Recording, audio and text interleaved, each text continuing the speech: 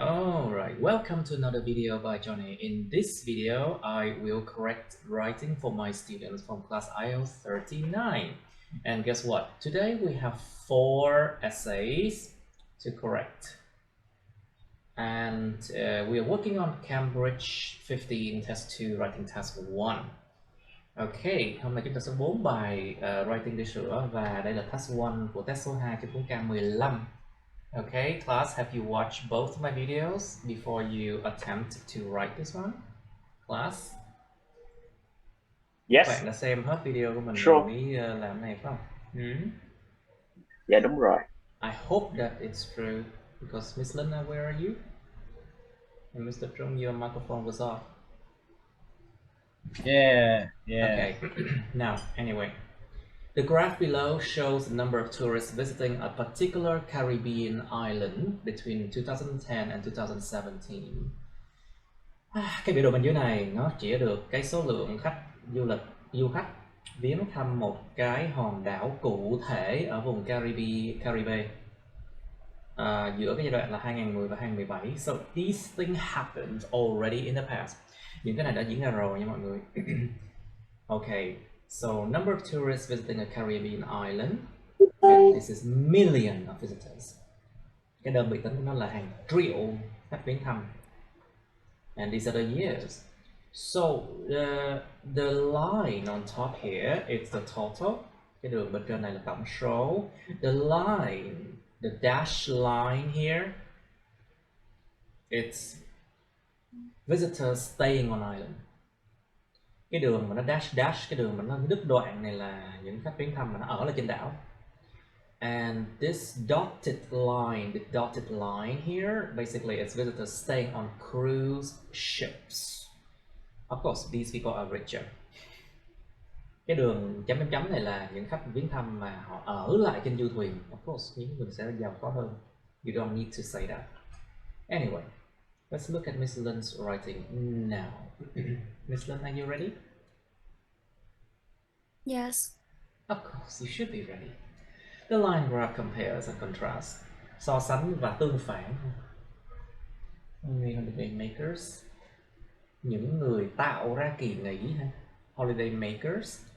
Are you sure holiday makers is the same as tourist? Những người tạo nên kỳ nghỉ có phải là những du khách không? Hay là những người này là những người mà tạo ra tour? Are they tour makers? You know, tourists, they work for tourist centers, you know, tour makers, holiday makers. So I don't think holiday maker is a right expression here to mean tourist. Thầy không nghĩ là cái chữ mà người tạo ra kỳ nghỉ này là phù hợp đâu để thay thế cho tourist đâu. Nó có thể là một cái người làm Cái việc này cho... em định viết liền á, nhưng mà nó lại Say cách again? ra thầy. Cái này em định viết liền nhưng mà nó lại cách ra á. Okay, I know. Let's just check it out. Holiday maker, it's vacationer. A person who's on holiday away from where they usually live. Một người thường ở trên kỳ nghỉ. Đúng. Okay, it's true now. Dạ cũng đúng. Okay. Of course, you are tourist. You travel for vacation, right? Nếu bạn là du khách thì đương nhiên bạn thường là đi nghỉ, right? So, okay, holiday makers.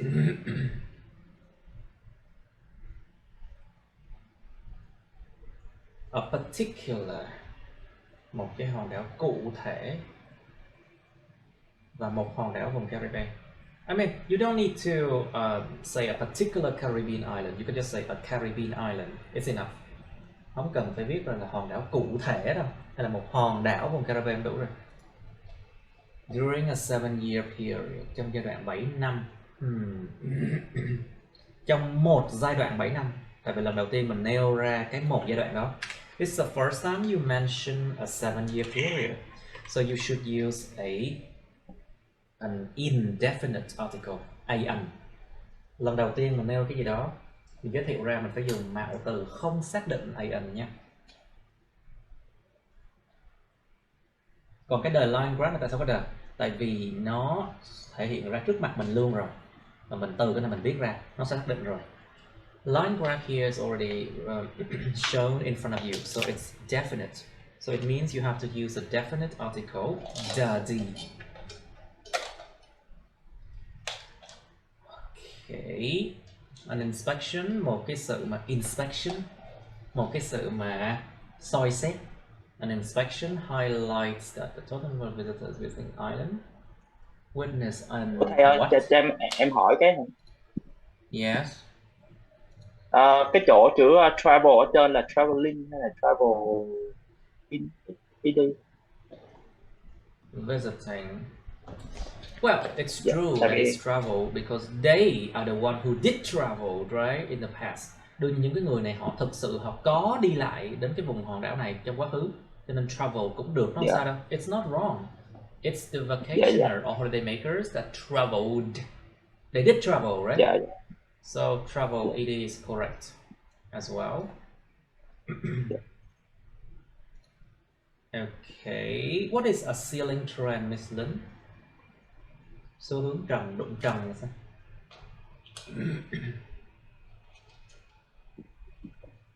Cái tăng trưởng ạ. Là một xu hướng tăng trưởng gì? Từ 1 mà lên 3.5, đây là một cái sự tăng trưởng khá kịch tính đấy. From 1 million to 3.5, that's 3.5 times increase. That's a dramatic trend.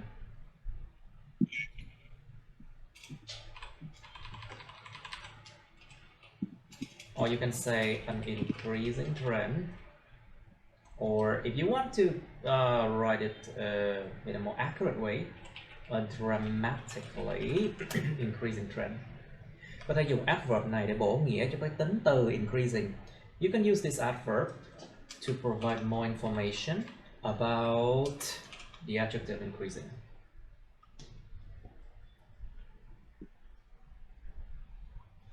Additionally, staying on the island is almost a favorite option. Cái chuyện ở lại trên đảo đã gần như là một cái tùy chọn ưa thích. True, because this one is much more, right? Until here, it start to fall. Tức là nó nhiều hơn hẳn so với là cái ở trên du thuyền. Tức là nó là gần như một cái tùy chọn ưa thích hơn, nhưng mà đến chỗ này nó tụt xuống này. But here it start to fall, yeah? Almost. Very good. Was almost, gần như thế.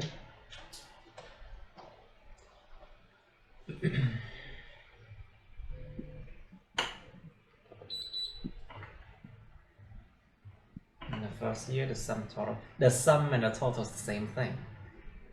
Tổng sum với total là cùng thứ mà.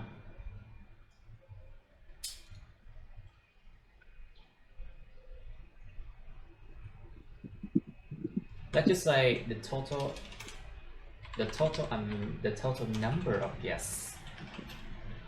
Cái số lượng tổng của những du khách, của những khách choosing to visit a Caribbean island.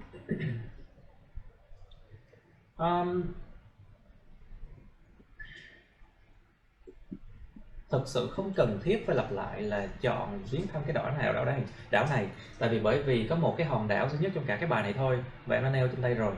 You already mentioned visiting a Caribbean island and this is only one island we talk about in this essay, so you do not need to mention it again. Of course you do not need to. So, but you can skip it, no problem. Để đây cũng được, không sao đâu. Reach 1 million. Okay. Với 700.000 người. Okay.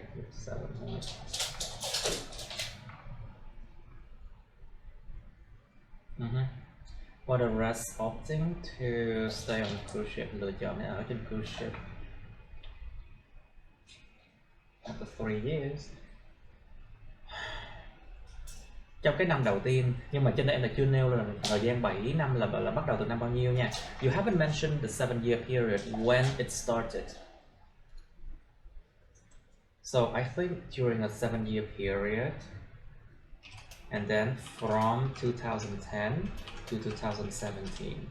Mình phải nêu rõ ra thì bên dưới này nó nghe nó mới hợp lý là cái năm đầu tiên là năm gì. You need to mention the name, the year first, before this one can make sense, you know. The first year will be 2010, you know. What? Oh yeah, there's no comment. Không có dấu phẩy.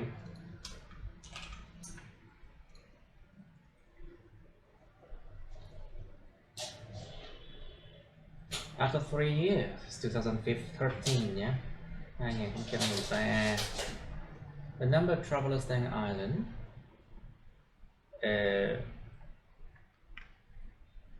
So maybe it's better to try to change staying on island because you don't want to repeat the same words. Không muốn lặp lại cùng cái từ này thì làm sao đây?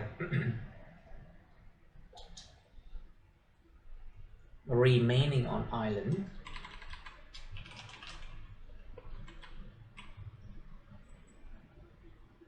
You can try remaining on island. Increase significantly to 1.5. Gia tăng này gia tăng gấp đôi luôn á. It's like a 2 times increase, right? Before remaining constant. But you have the word remaining already. Before stay.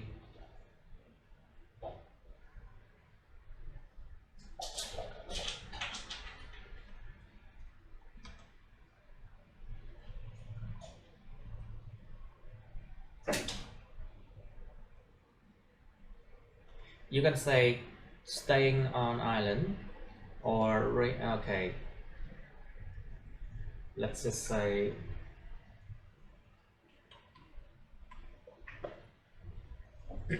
remaining constant. You can say it reach a plateau. Đạt được đến một cái gọi là cái vùng mà nó bằng phẳng á, reaching a plateau. At this level until 2016. Okay.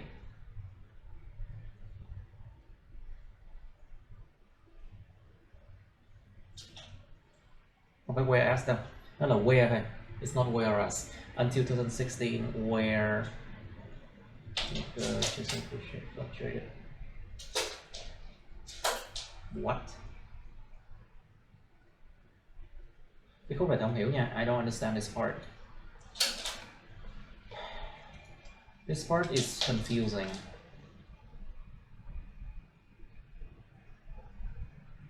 Cái khúc này rất là khó hiểu luôn á. So I think you should write again this part.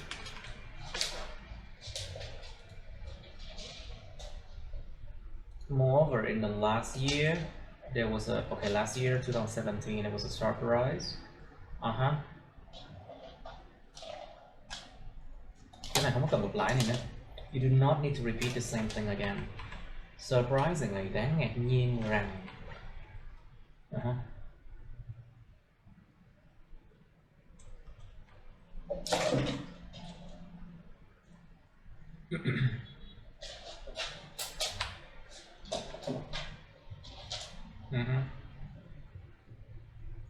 which surpass mà nó vượt qua mặt.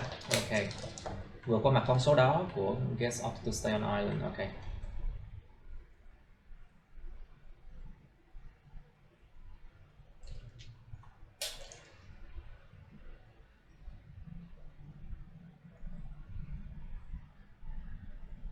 Mình có thể là thay vì nêu ra con số 1.5 này, mình có thể nêu là nó vượt qua mặt một khoảng bao nhiêu luôn, là cái khoảng difference á. You can, instead of like saying like 1.5 million for the guests opting to stay on island, you can say which surpass by an amount, the difference between them, by half a million. Mà nó vượt qua mặt một cái khoảng đó. This is a better comparison. Đây là một cái sự so sánh tốt hơn. Khi mình nói nó vượt qua một cái khoảng đó, tức là một sự so sánh rồi. This is, if you say it's like a difference, that's a very good comparison.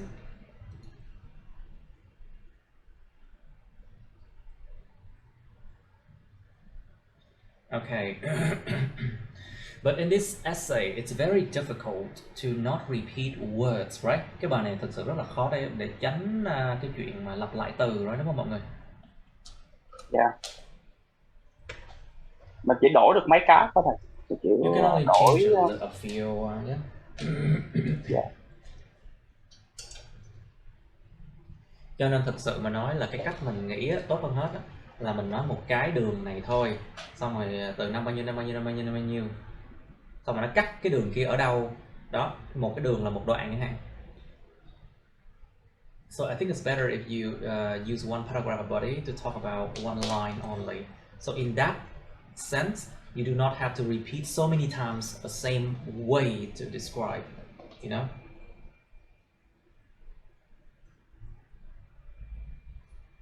That could be a good way.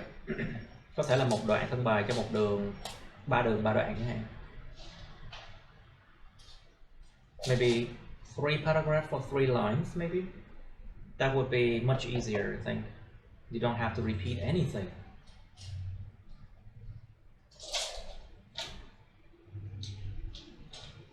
Okay. Now, Mr. Vũ.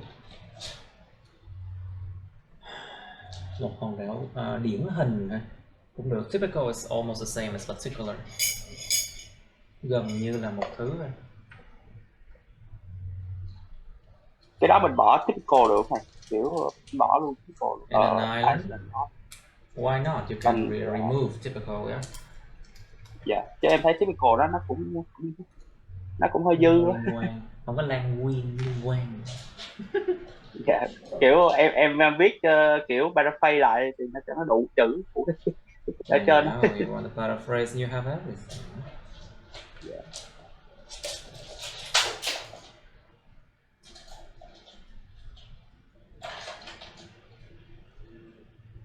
Được show ra.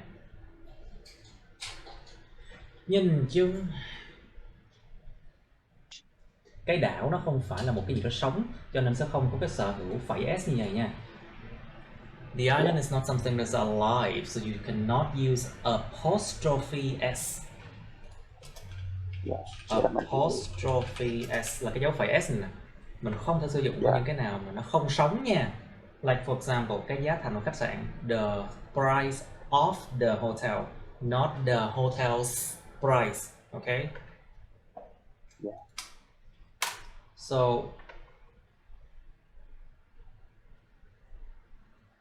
the total number of travelers to the island. Không thể nào dùng vậy được. The total number of travelers traveling to nha. Traveling to a typical island. Because here you mention a typical island already, so you do not have to mention that the total number of travelers traveling to the island again. Chỗ này mình đã nêu lên trên bên đây là một hòn đảo, đến một hòn đảo rồi. Thì đây mình không cần phải lặp lại cái hòn đảo đó nữa, tại có hòn đảo duy nhất trong bài thôi. There's only one island in this whole essay, so you do not need to repeat anything like traveling to an island again, you know. So overall, the total number of travelers steadily increase in this period of study. Nó không phải là đều đặn nữa, mà thực sự nó tăng khá mạnh, phải không đâu? It's increased actually a lot, but you can say steadily increase. Why not?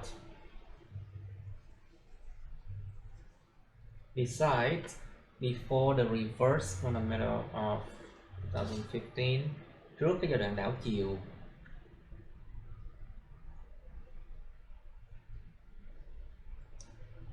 more visitors stay on the island than on cruise ship. Trước giai đoạn đảo ngược chiều từ cái giữa năm 2015, nhiều khách viếng thăm ở trên hòn đảo so với trên cruise ship. True, more visitors stay on island than on cruise ship before the reverse from the middle of 2015. Very good. Good comparison. Một sự so sánh tốt. Firstly, the total number of arrivals, những người tới hả?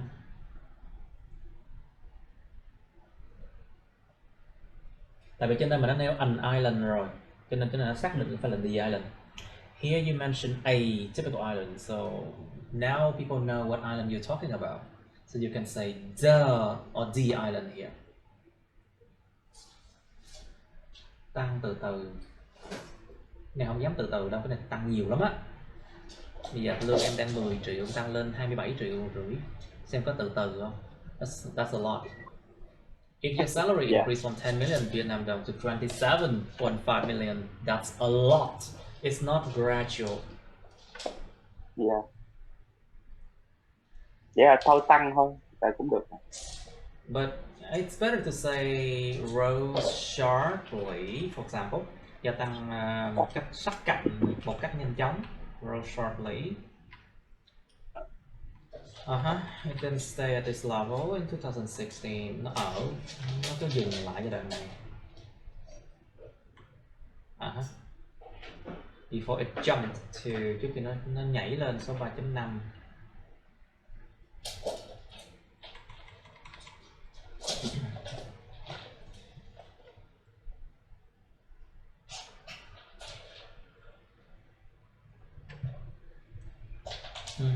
Secondly, the volume visitors, cái lượng khách viếng thăm.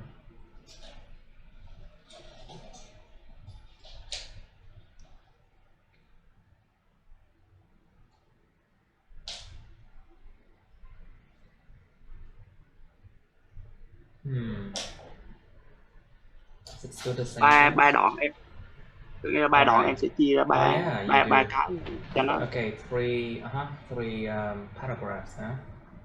Okay. Dạ đúng rồi. Three paragraphs. It then increase consistently, gia tăng một cách đều đặn.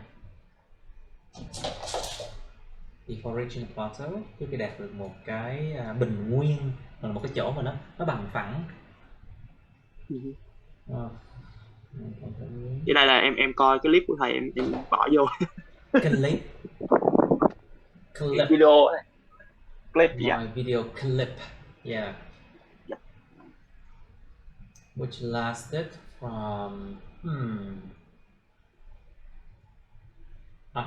ngoại trừ một cái lần rơi nhỏ vào 2016. Cái chỗ này giống như là ý phụ thêm mà đó. This one is like a bit extra idea, so comma, except for a small drop in 2016.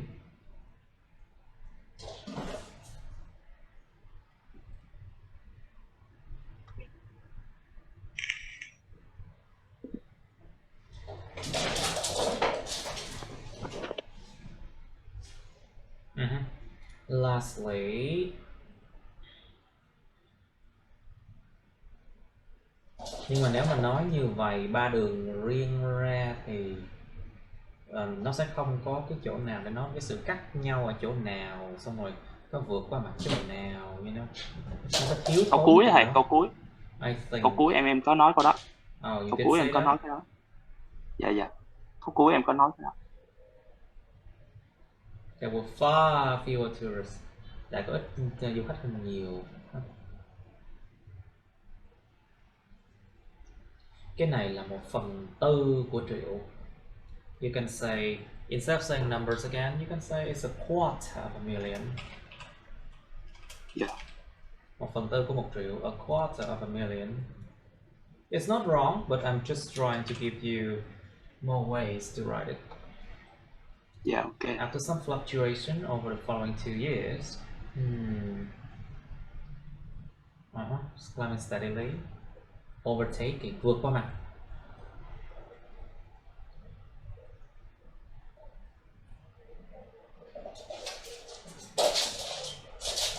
Okay, this is a good comparison between the two lines. Okay, at least you have that. Ít nhất phải có cái đoạn mà nó anh so sánh như hai đường. Okay. Okay, good enough. It looks good. Okay, Trung. Is that your first essay, Mr. Trung? Is this one your first essay? Yes. Of course, after some times. Now it's your first essay. After some time, Are you excited? You should be excited, huh? This is your first essay. Yeah. Like people always ask, is this your first time? Is this your first time? Cái lần đầu tiên của em à. You know. Yeah. That's If you know, you know. Yeah. The people graph demonstrate how many tourists visit one specific island. You know where the Caribbean is, right? It's about Cuba or southeast of America, right? Yeah. Southeast of the USA or Cuba.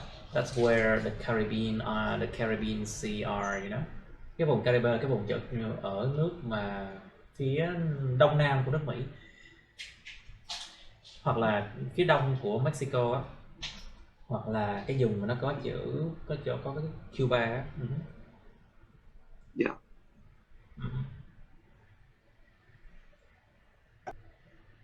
Bạn nào muốn lầy cứ ghi là one specific Southeast American island. I'm just joking. Don't say that. Southeast American island. No, don't say that. That's too much. Within the reported period, trong giai đoạn được tường thuật, những cái con số cho cả hai visitors staying on a cruise ship and those staying on island, thì those visitors staying on a cruise ship on island are on the rise. Đều là trên đà tăng lên. What? Who's doing something? Oh, I think Linh just did something. One main feature is that, một cái feature chính, một cái điểm chính là rằng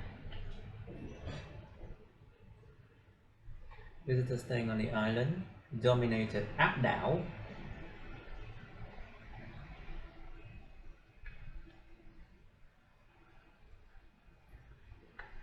but fell behind in the end, or nhưng mà nó lại rơi về, nó là fell behind, nó lại bị bỏ rơi lại ở khúc cuối phẩy hoặc 2017. Cái này nó làm sao á? It seems a bit off, you know.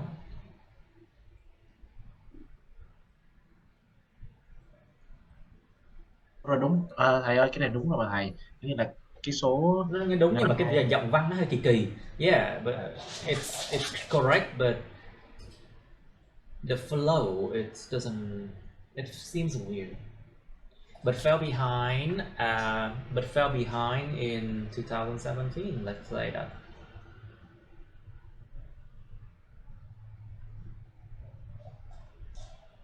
Mình đã ghi từ 2010 2017, tức là the end nó sẽ là 2017. If you say it's from 2010 to 2017, so you could just say at the end. People understand it's 2017.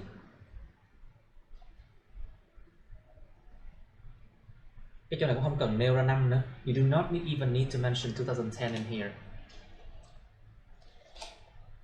It's beginning double N moment. Beginning double N. Oh yeah, double N. Lúc ban đầu. But fell behind the end. Staying on boats. You know, boats is different from cruise ships, right? Cruise ships are actually very big, and it's mostly used for carrying passengers for, you know, luxurious vacation settings. Boats are mostly for bringing people from one place to another one, or, you know, fishing boats, you know. But boats, I think boats are different from cruise ship. Very much different, of course. Small boat đúng không? Cho nó khác. Small boat. But I think I can let it slip. Tôi có thể cho qua. Dạ. Có thể bỏ Đây qua nó. Okay. What? There are figures, những con số của họ. Okay, there are here refer to visitors. Okay. Rose to a peak. Gia tăng đến một cái đỉnh điểm.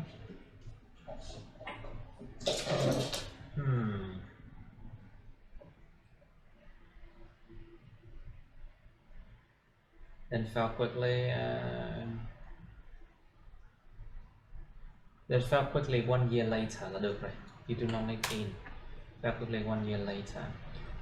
Đã biết là 2011 thì là một năm sau đó là 2012 đương nhiên. You do not need this one because of course you said to 2012. You said to 2011. So 1 year later is of course 2012. People understand that you do not need to explain. From then, the number started to rise gradually. Từ cái chỗ đó, số bắt đầu nó gia tăng từ từ.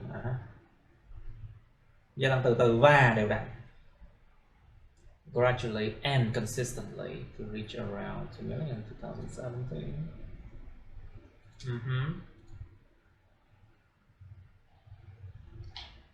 những cái thống kê của họ.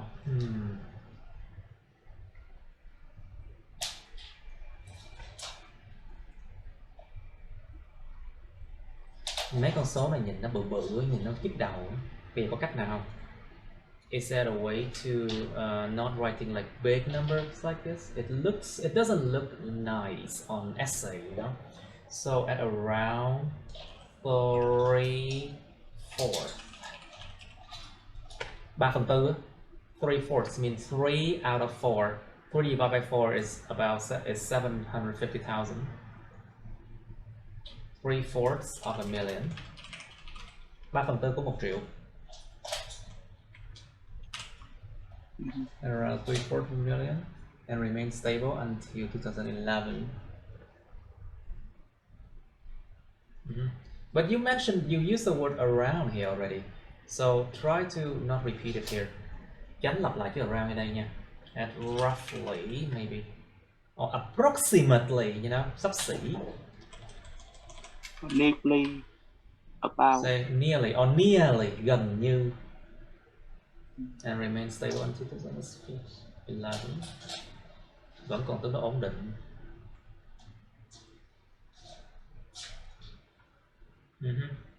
Giai đoạn từ 2011 đến 2012 đã minh chứng, đã trải qua một cái sự gia tăng đáng kể. Witness a remarkable rise. Our numbers of những con số của những người du khách ở trên đảo did not seem to change much.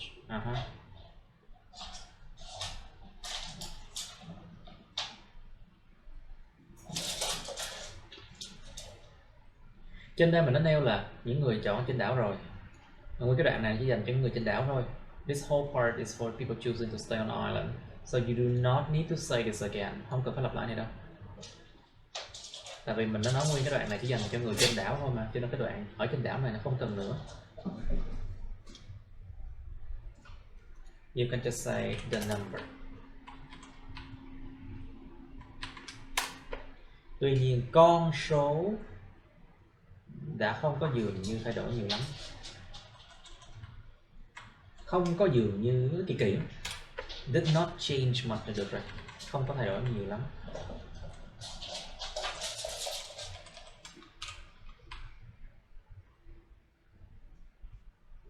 Then fell slightly. Okay, and went back up to approximately 2 million.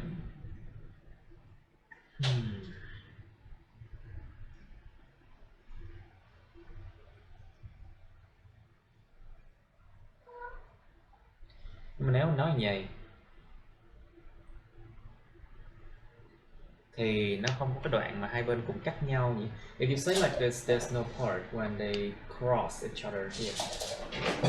Did you mention that? The part where they cross?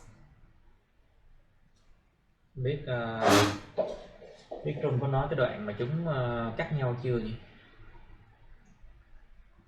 Không có sự so sánh. Yeah, there's no comparison over there, I think.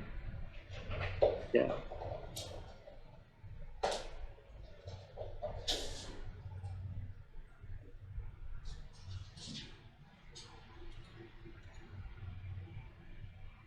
Thì nó cũng có được một cái sự mà cái diễn giải ra là nó tăng từ bao nhiêu, cũng có một cái trend xu hướng, ta sẽ thấy được rõ như vậy, nhưng mà nên so sánh nhiều hơn.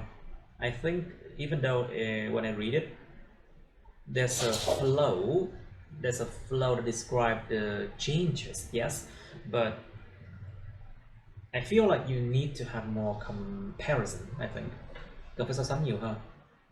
Like for example, you should compare. This is when they cross, right? Cái chỗ này là cái chỗ mà nó cắt nè, nên nói nè. Or what?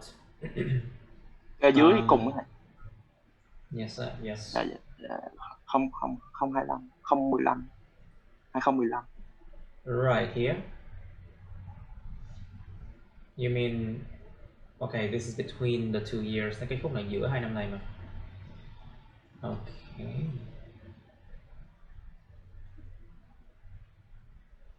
And I think you can also mention the fact that the differences between like the two lines. You see, here it's the difference gets a bit smaller here, but here it becomes much bigger. You see, mình có thể nêu là cái sự khác biệt giữa hai đường này.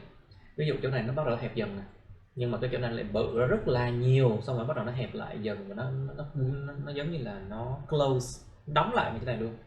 Xong rồi từ cái khúc này nó bắt đầu cái sự difference nó lại tăng dần nhưng mà theo chiều ngược lại.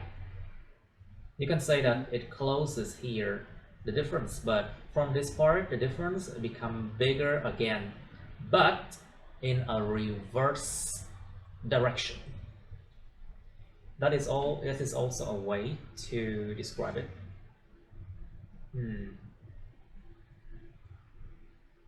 Maybe you should try it next time. Now, Mr. Henry, let's see how well you do it.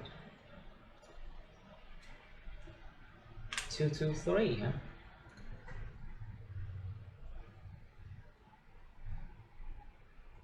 What?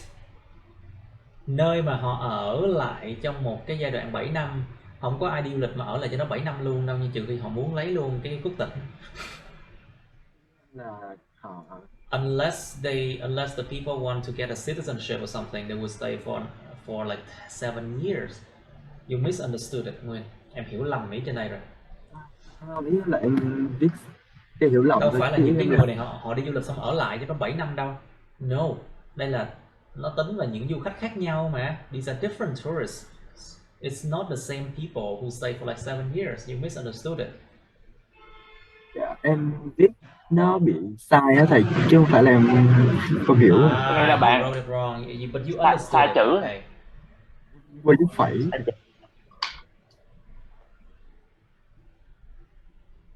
Here.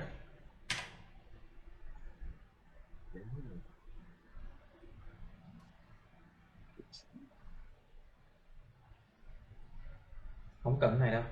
Bỏ cái chữ where they stay It nó xong. It only cause confusion if you write like that. Cái chỗ đó nếu mà em để lại nó sẽ gây ra sự hiểu lầm á. For a period of 7 years. Nó khác với lại where they stay for a period of 7 years nha. Nguyên cái đống này là cho một khoảng thời gian 7 năm, nó khác với lại nơi mà họ sống tới 7 năm lận. Khác nhau nha. Ok, chứ không phải là càng nhiều chữ càng tốt đâu. It's not like you write more, it's better. No, it's not. Cái này không cần ngoặc gì nữa. You do not need these brackets.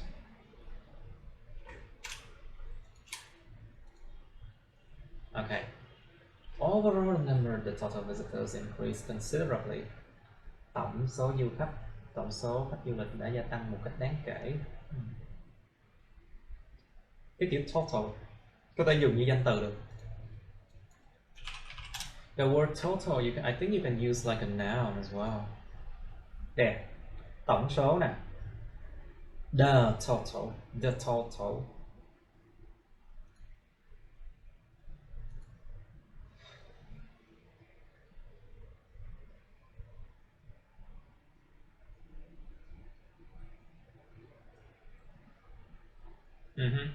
Với lúc ra đoạn đầu, 5 năm đầu thì là cái số lượng người ở trên đảo nó cao hơn những người ở trên cruise.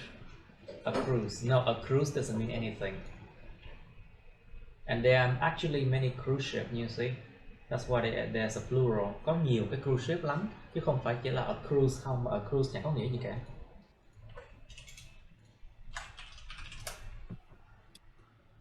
Careful.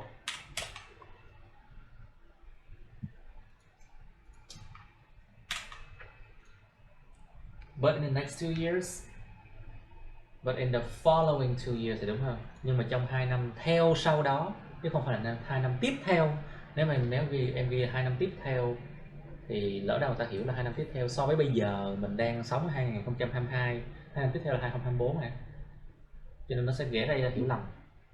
If you write in the next 2 years, is it in comparison with our time right now, 2022? So the next 2 years will be 2024. So you see, there's a confusion. So the following 2 years. Nói chung mình phải làm sao cho nó đỡ hiểu lầm.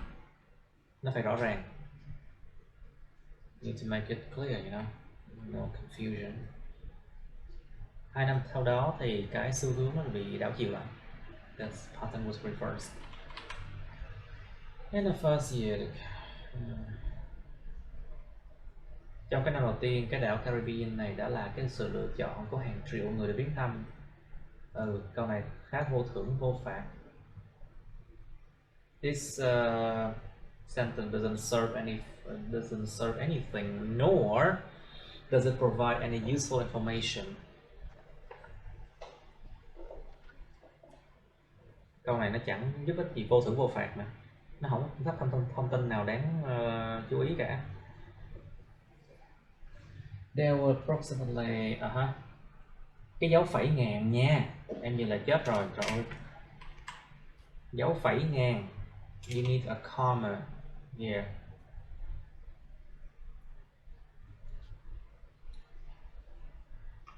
Đấy, thay đổi cái dòng đó lại thành là thay vì 3 số 0 thì em viết là dozen, đúng không? Yeah. Instead of like so many zero like this,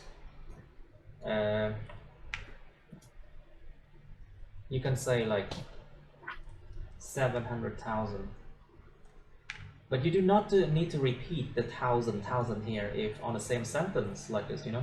Trong cùng một câu mà đâu cần lặp lại nhiều số 0 thousand đâu.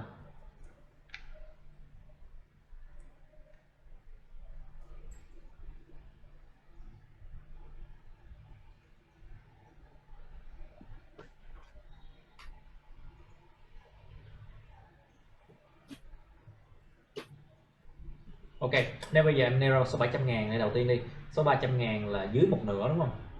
Thì nếu mình không muốn lặp lại số nữa, có thể ghi là chỗ này dưới một nửa của con số đó ở trên cruise ship. Like for example, here I do not want to repeat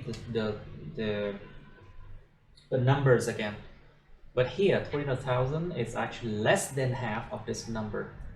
And less than half of that, ít hơn một nửa của con số đó.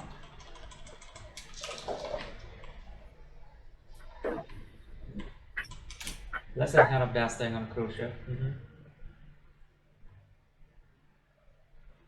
Nhiều and quá nhỉ?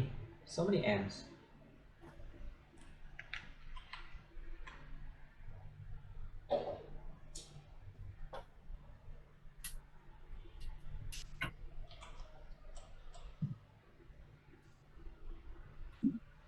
Mình bỏ cái câu the increase total the strictly lên đầu. Cái chỗ này không liên quan. This one it doesn't really matter that much.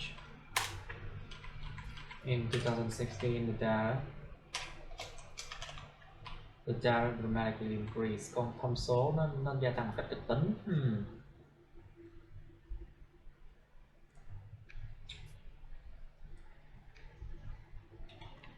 Ủa, nhưng cái câu này là cái gì đây? Con số này là con số gì vậy Nguyên? Ta không hiểu. What is this data for? I don't understand. Số liệu của The data for what? But the data for what? Cái số liệu cho cái gì mới được chứ? cái total. The total data. There you go. You need to make it clear, you know. The total data dramatically increase. Phải rõ ràng này chứ. The total data dramatically increase. Ủa, mà còn có 1 triệu này là cái gì? I don't understand. So sánh đó này. So sánh. Roughly gần 1 triệu. Ủa mà 2.5 triệu lên 3 triệu mà có nửa triệu thì tại sao là roughly 1 triệu là sao? Tôi không hiểu. Có nửa triệu đó mà. This is only like roughly half a million. Yeah. I don't understand. There's a lot of weird thing going on. Có nhiều cái lạ lùng gì. Tại bài này bạn Nguyên có làm rất là gấp. This one is rushing to finish it. That's why. Cái này là như là em làm là từ. Làm lại đi Nguyên. Cái khúc này phải làm lại. You're right.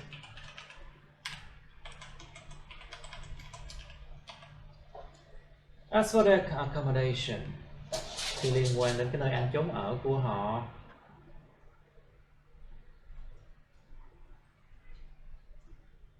Thì họ ở trên cruise ship hay là họ ở trên đảo của mình ăn trốn ở thì Okay, they stay on a cruise ship or they remain on island. That is accommodation, yeah.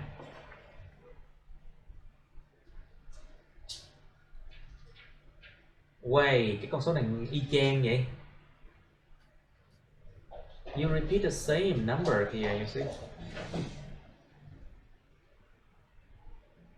You repeat the same idea here. Em lặp lại cùng ý trên đây nè.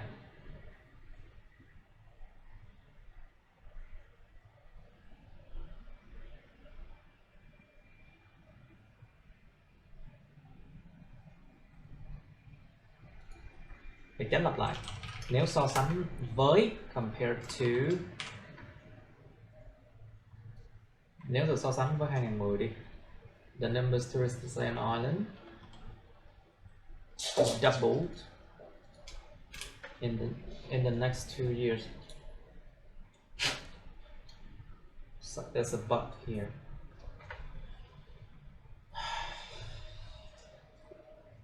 Nếu được so sánh với 2010 thì cái số lượng tourist ở trên hòn đảo này gấp đôi vào 2 năm tiếp theo đó. Thì em đỡ phải lặp lại cái lúc đầu là 700.000. If you write like this, you do not have to write like 700,000 to begin with, you know.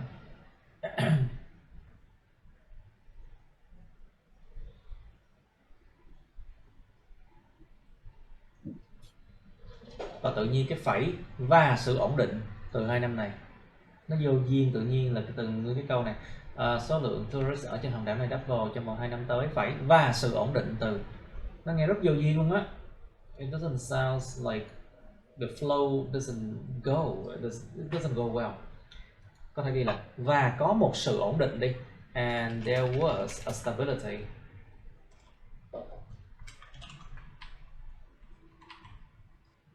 Or you can say there was a stable period. Đã có một cái giai đoạn ổn định đi. I think it sounds much better.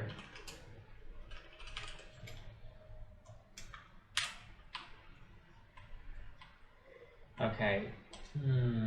The data show that. Thông số chỉ ra rằng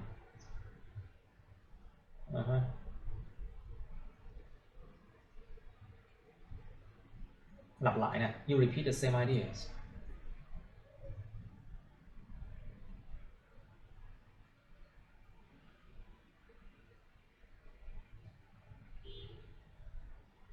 Để tránh lặp lại thì có ghi là công thông số chỉ ra rằng là,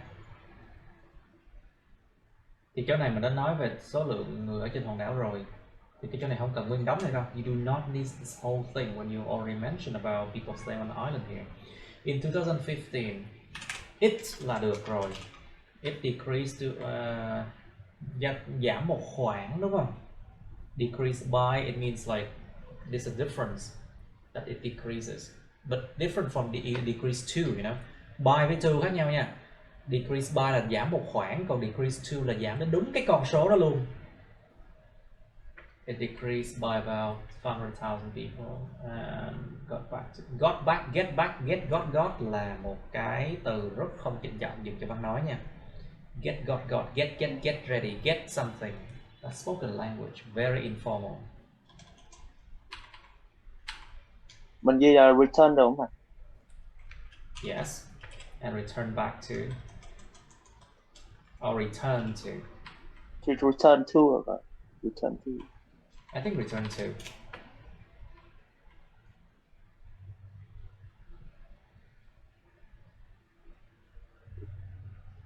Although a stable number of people, một con số ổn định với người sống trên hòn đảo. A stable number of people stayed on the island. The number of people who vacationed, dùng như động từ thôi. Can you use vacation as a verb? Yes, you can.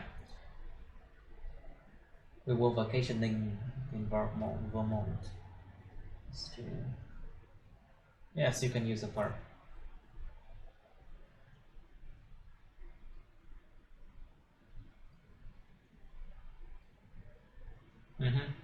Gia tăng một cách đột biến ha.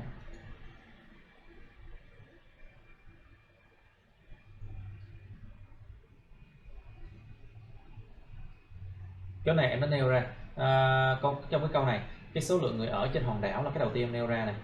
This is the first thing you mentioned in this sentence. And this is the second thing you mentioned in this sentence. You do not need to repeat the idea again. You can use this one. Cái này là cái thứ hai em nêu trong cái này, trong cái câu này. Cái này cái thứ nhất em nêu câu này thì mình có ghi là những người ở trên hòn đảo này, tức là cái thứ hai, đúng không? Which? The latter. Cái sau đó em nêu ra the latter. The latter. Cái thứ hai nó áp đảo cái đầu tiên. The latter outnumber the previous. Là được rồi. Enough. Tại vì sao? Trong cái câu này, cái này là cái đầu tiên nè, những người ở trên đảo là cái the previous. Vì những người ở trên cruise ship là cái sau đó the latter. This is the latter. And this is the previous. Stay on the island. The previous. Và cái sau đó áp đảo cái trước đó. Nên áp dụng cái latter và cái previous này nha mọi người. Hoặc là the first one and the second one. Trong cùng câu. In the same sentence, we can avoid repeating the same ideas by saying the first one you mentioned and the second one you mentioned, or the latter and the previous, the latter, you know. Any question? I expected to have more than just 4, you know, essay to correct today, because this class is actually, there are 8 people in this class right now. Lớp này bây giờ có 8 người rồi đó. So nên thầy expect là sẽ có rất nhiều thứ plus 2, plus 1 luôn, nhưng mà thật sự là có rất nhiều bạn trong lớp đôi khi bị bận á. There are busy people in this class, so that's why my workload won't be that bad. Okay, this is count 15. Test 2, writing test 2, right?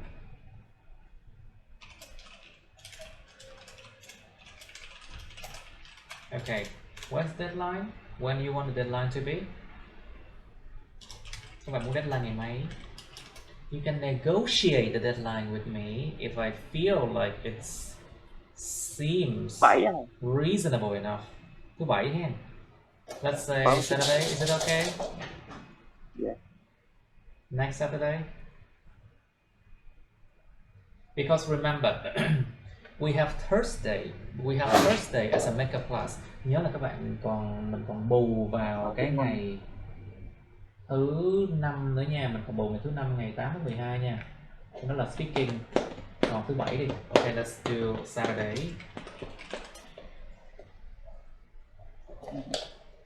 Saturday, what day is it? 10. It's 10, right? The 10. 10. The 10th of December 2022. Okay, that's it. Okay, that's the end of my videos. Please like, share this video with your friends, subscribe to my YouTube channel, and press on the bell button next to the subscribe button so you can get notified about my new uploads, okay? You can also press follow my Facebook, but please don't add me on Facebook as friends, okay? Cảm ơn các bạn đã theo dõi nha. Các bạn hãy nhấn vào like, chia sẻ video này bạn bè các bạn. Nhấn vào nút đăng ký kênh YouTube mình và nút cái chuông kế bên cạnh để đăng ký kênh á, để mà các bạn có thể được thông báo về những video mới nha. Các bạn cũng có thể nhấn vào nút theo dõi Facebook mình, nhưng nhớ đừng kết bạn Facebook mình nha. Thank you and see you. Bye.